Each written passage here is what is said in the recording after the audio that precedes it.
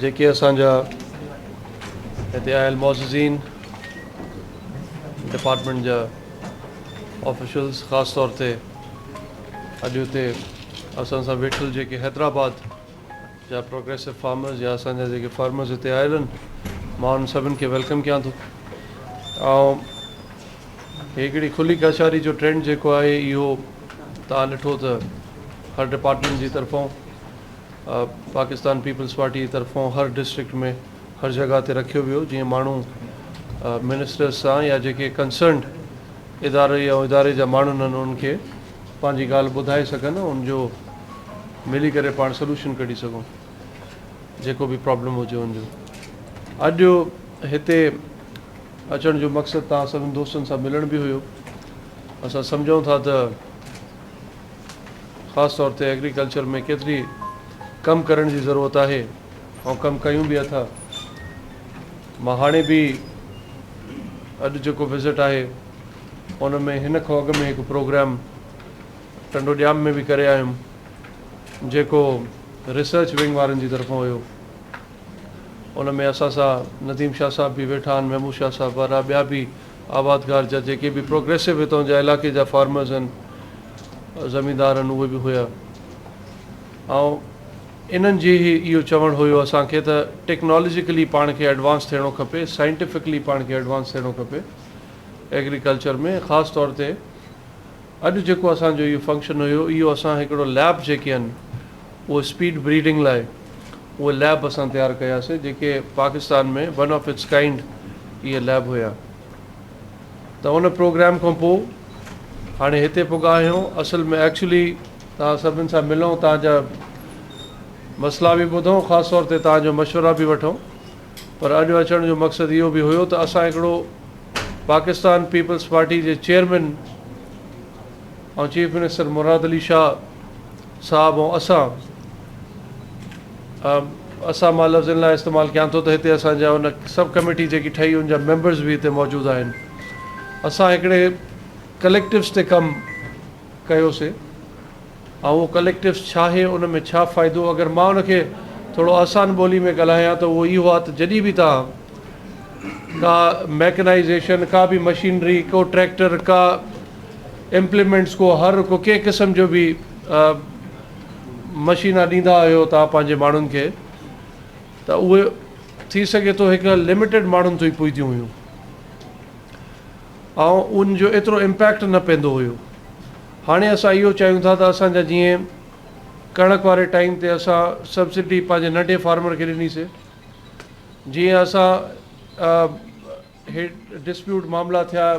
Iran वारा ऐं America वारा, उन में बि असां तेल जी सब्सिडीज़ पंहिंजे फार्मर्स खे ॾिनियूंसीं। ईअं ई हाणे जेके असां मैकेनाइज़ेशन आणियूं उहो पंहिंजे फार्मर्स लाइ आणियूं। त इन लाइ असां इहो कलेक्टिव्स एक्ट जेको आहे तयारु कयो आहे। इन ते मां चाहींदुमि त थोरो ब्रीफ पर आसान लफ़्ज़नि में जीअं असांजा दोस्त सम्झी बि सघनि ऐं सवाल बि को आहे त करे सघनि, त मां चाहींदुमि त उन ते व्यूज़ पहिरियों पंहिंजा जेको आहे शाह साहब वेठा आहिनि उहे तव्हांखे ॿुधाइनि, छो त असांजी कमेटी जा जेके सब कमेटी उनजा मेंबर बि आहिनि। उनखां पोइ सेक्रेटरी साहब खे मां चवंदुमि त तव्हांखे थोरो उनखे डिटेल में थोरो ब्रीफ करे। साईं सर महिरबानी सर, तव्हांजी इजाज़त सां सर ॿ टे जेके गुज़ारिशात रखणी हुयूं सर। त जॾहिं सर पार्टी लीडरशिप जी तरफ़ खां ऐं चीफ मिनिस्टर साहब जी तरफ़ खां, तव्हांजी तरफ़ खां डायरेक्शन्स मिलियूं सर, त असां स्टेक होल्डर कंसल्टेशन्स बि कयूंसीं ऐं सभिनी गॾिजी वेही करे लीगली ऐं उनखे कल्चरली बि सोशली बि सभिनी वेही करे इन एक्ट ते कमु कयोसीं। चीफ सेक्रेटरी साहब जी बि हिन में काफ़ी जेके अंदरि गाइडेंस हिन में शामिलु रही ऐं उन में इन जो त बेसिक जेको इहो आहे त असांजा जेके नंढा फार्मर्स आहिनि, जिन खे असां 1 एकड़ खां 25 एकड़ ताईं जा जेके फार्मर्स आहिनि उन्हनि खे असां नंढो फार्मर था सम्झूं ऐं उन्हनि इहो 1 एकड़ खां 25 एकड़नि ताईं जेका आहे ग्रुप, इन्हनि जी जेकॾहिं असां एवरेज ॾिसूं त एवरेज लैंड होल्डिंग 6 एकड़ वञी करे बीहे थी। त 6 एकड़ जेका आहे तमामु हिकिड़ी स्मॉल लैंड होल्डिंग आहे, जंहिंजो जेके बार्गेनिंग पावर हुजे या जंहिंजी कैपेसिटी हुजे फाइनेंशियली या उन्हनि जी लीगली जेका सोशल स्टैंडिंग आहे उहा काफ़ी जेके आहिनि कंप्रोमाइज़ हूंदी आहे। त इन्हनि खे हिकिड़ो प्लेटफॉर्म ॾियण जे लाइ, ऑर्गेनाइज़ करण जे लाइ, छो त हाणे असांजी जेका लैंड होल्डिंग आहे तेसीं ताईं असांजी एफिशिएंट नथी थी सघे जेसीं ताईं उनखे कंसोलिडेट कयो वञे। कंसोलिडेट करण जा ॿ आहिनि तरीक़ा, या त लीगली लैंड रिफॉर्म्स जे थ्रू जेके आहिनि तव्हां कंसोलिडेट कयो, या त वरी असांजा जेके आहिनि एग्रीकल्चर या जेके ॿिया जेके असांजा प्लेटफॉर्म्स आहिनि उन्हनि जे थ्रू असां इन्हनि लैंड खे कंसोलिडेट कयूं। हाणे असां जेकॾहिं ॾिसंदासीं स्टेटिस्टिकली त हिकिड़े असांजो जेको वाटर कोर्स आहे उन ते तक़रीबन 50 to 70 जेके आहिनि उहे फार्मर्स आहिनि, जेका असांजे इरिगेशन डिपार्टमेंट जा बि फिगर्स ॿुधाइनि था। ऐं हिकु उन वाटर कोर्स ते 200 खां 600 एकड़नि जी ज़मीन जेके आहिनि मुख़्तलिफ़ एरियाज़ में मुख़्तलिफ़ लेंथ जा जेके आहिनि वाटर कोर्सिस आहिनि, इन जे करे हाणे उन्हनि ते जेके आबादगार आहिनि, थी सघे थो त हिकिड़ो आबादगार को वॾो हुजे, बाक़ी जेके आहिनि ॾाढा स्मॉल जेके आहिनि उहे फार्मर्स आहिनि। त असांजो जेको आइडिया आहे उहो इहो ई आहे त असां इन्हनि वाटर कोर्स बेस्ड जेके तव्हां सभिनी खे ख़बर हूंदी NPIW जो प्रोग्राम काफ़ी यानी कि 20 साल पुराणो प्रोग्राम आहे, त 52,000 जेके आहिनि असां वटि सिंध में वाटर कोर्सिस आहिनि मुख़्तलिफ़ हंधनि ते। उन मां कुझु जेके आहिनि पका थियल आहिनि, कुझु जेके अञा ताईं रहनि था। त इन वाटर कोर्स ते जेके असांजा फार्मर्स आहिनि, जेके मां तव्हांखे ॿुधायमि त 50 खां 70 जे विच में इन्हनि जो हिकिड़ो नंबर आहे, त उन में थी सघे थो त 5 फार्मर्स वॾा हुजनि, 10 फार्मर्स वॾा हुजनि जेके 5 एकड़नि खां एक्सीड कंदा हुजनि,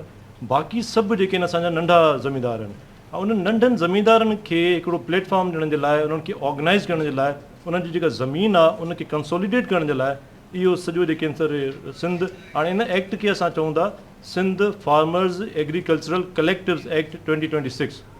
त हाणे उहो कैबिनेट जेके आहिनि रिसेंटली उनखे अप्रूव कयो आहे, हाणे उनखे असेंबली में पेश कयो वेंदो ऐं असेंबली जी स्टैंडिंग कमेटी में वरी हिकिड़ा बहस मुबाहिसा थींदा, उनखां पोइ फाइनली। त इन जो मक़सदु इहो ई आहे, जीअं तव्हां सर मिनिस्टर साहिबु फरमायो, त इन में स्मॉल फार्मर्स जा जेके इंसेंटिव्स आहिनि, जेके बि असां उन्हनि खे ॾियणु था चाहियूं, उन में मैकेनाइज़ेशन आहे, उन में सब्सिडी प्रोग्राम्स आहिनि, उहे सभु जा सभु इन में असां उन्हनि खे रखियो आहे। फॉर एग्ज़ाम्पल त जेकॾहिं असां रखियो आहे त 8 माना घटि में घटि फार्मर्स 8 या 8 खां मथे जेतिरा बि हुजनि, ऐं उन्हनि जी कलेक्टिव जेका लैंड होल्डिंग हुजे, जेका ज़मीन हुजे गॾियुनि जी, उहा 50 एकड़ या उन खां मथे हुजे, त उहो हिकिड़ो इहो कलेक्टिव ठाहींदा, जेके तव्हां सवली ज़ुबान में चओ त भाईचारो आहे, इहो हिकिड़ी फ्रेटर्निटी आहे पंहिंजे फार्मर्स जी, जेके पाण में गॾु हिकिड़ी एग्रीमेंट कंदा त बाबा असां इहे 8 फार्मर्स गॾियासीं, असांजी लैंड होल्डिंग जेके आहिनि 50 एकड़ या उन खां मथे आहे, असां हाणे हिननि टर्म्स एंड कंडीशन्स ते पाण में हीअ ऑर्गेनाइज़ेशन जेके आहिनि इस्टेब्लिश कयूं था, ऐं उहा जेके आहिनि सभु जेके आहिनि CNICs ऐं सभु जेकी बि डॉक्यूमेंट्स हूंदा उहे एग्रीमेंट ते हर मेंबर जी साइन हूंदी। त असांजी शुरूआति में असां इहो था चाहियूं त नंढा फार्मर्स पाण में इकठे थियनि, पर पोइ असां इन खे ओपन बि रखियो आहे त जीअं छो त इहो प्लेटफॉर्म सभिनी जे लाइ हुजणु घुरिजे, त वॾा फार्मर्स जेके आहिनि उहे इरिस्पेक्टिव त उहो लैंड होल्डिंग उन्हनि जी हिकिड़े वाटर कोर्स ते आहे न आहे, उहे सेपरेट ठाहे सघनि था, पर असांजा जेके नंढा ज़मींदार आहिनि जिन खे असांखे हिकिड़ो प्लेटफॉर्म ॾियणो आहे, उहे असांजा वाटर कोर्स बेस्ड हूंदा। त वाटर कोर्स ते जेके बि माना ॿिन्ही साइडनि खां पोइ जेकॾहिं उन में हिकिड़े वाटर कोर्स ते को ज़मींदार रहिजी थो वञे, को फार्मर असांजो हारी रहिजी थो वञे, त उहो कंहिं भरिसां वारे वाटर कोर्स जे एसोसिएशन में या ऑर्गेनाइज़ेशन या कलेक्टिव में पंहिंजो पाण खे शमूलियत करे सघे थो।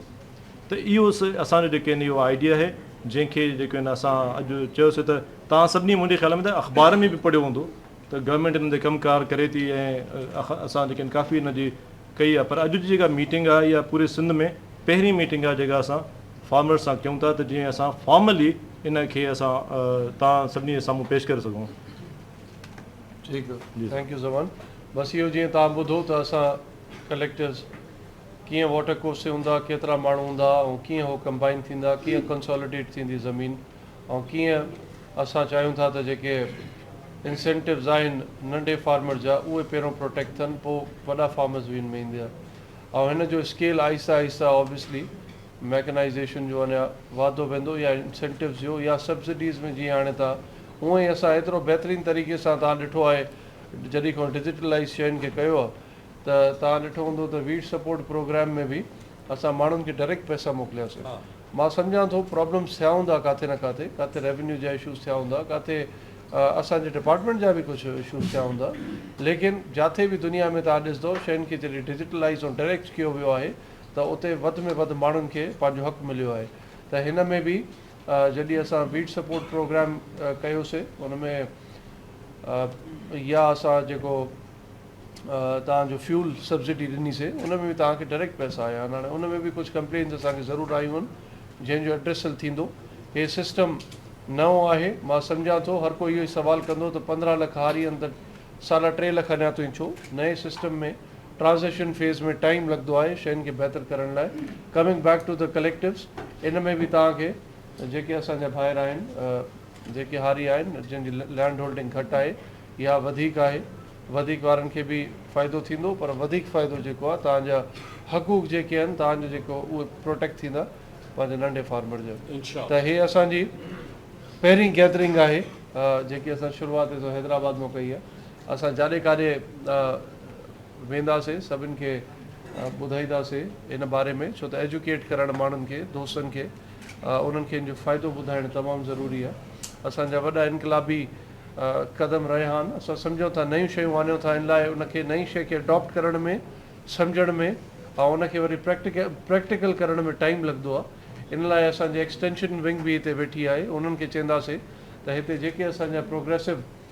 दोस्त वेठा आहिनि जेके बि, या जेके फार्मर्स वेठा आहिनि, उन्हनि खे ज़रूरु ॿुधायो जेके हिकु वाटर कोर्स जा आहिनि। ऐं शुरूआति पाण हिन मीटिंग खां पोइ हिते वर्किंग करे शुरूआति हितां कयूं था। जेसि ताईं असां हिनखे कैबिनेट में अप्रूव थी चुको आहे, स्टैंडिंग कमेटी में वञी असेंबली में असां हिनखे पार्लियामेंट में खणी अचूं, ओसि ताईं पाण इनशा ताला इन ते तव्हां कमु कयो।